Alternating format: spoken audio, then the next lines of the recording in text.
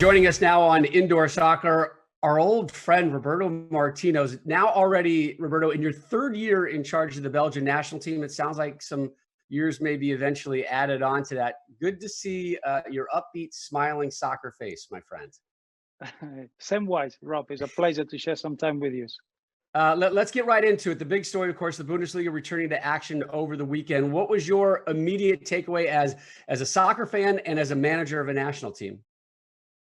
Well, I've got a few players in the Bundesliga, and we followed all the games closely. And I think it was a beautiful, almost challenge coming together. You got the scientists and the medics and the doctors giving clear, straight direction, and you can see the players following it, and everyone around the game trying to adhere to it. But then it was beautiful. I will always remember it was a game that Hertha Berlin is playing against Hoffenheim, and Hertha Berlin scores, and all of a sudden you realize the players almost they wake up in a just hugging each other and celebrating a goal, and realize that wasn't allowed, and then they went from the scientific approach to the competitive approach, and then go back to the scientific approach. So I think it's a bit of a process to adapt to the new normal, but at every level, I think it was very positive. Players getting back into the pitch, the league's been able to almost breathe again and set new strategies for the next few months, and seeing the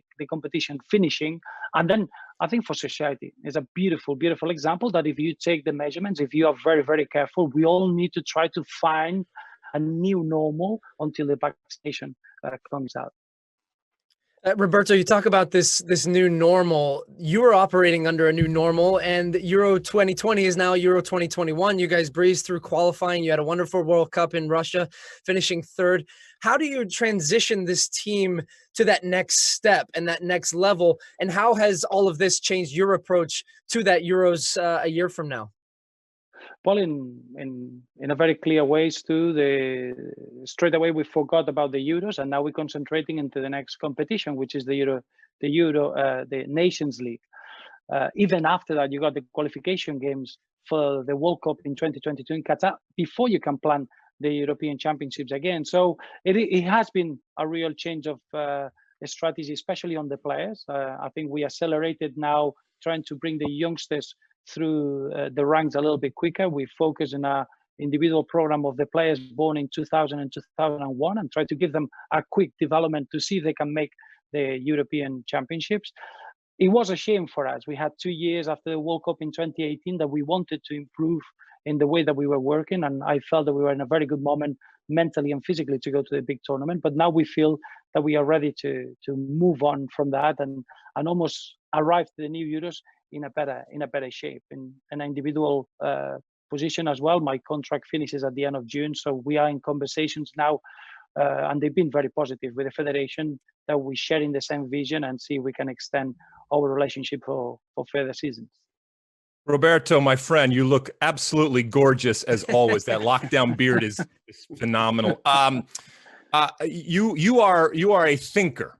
So let's do a little bit big picture. Over the last 10, 15 years, we've seen the evolution of the game, playing out of the back, possession, adherence to possession. When you think about the game, and I know that you do, how do you see the future of the game? Because this too shall pass. What do you think the next big change is in how the game is actually played on the field? Well, that brings me back all those conversations that we had, Alexi, in months of covering World Cups together, and I missed those deep moments. I think the truth is that everything is invented in the game.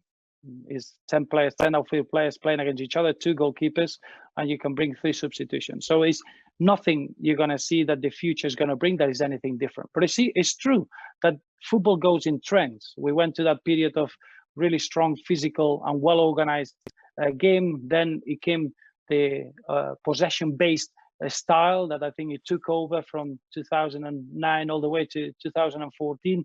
Now it's been a little bit going back to that dynamic counter-attack. The teams Leicester winning the Premier League, Atletico Madrid doing very well in Champions League.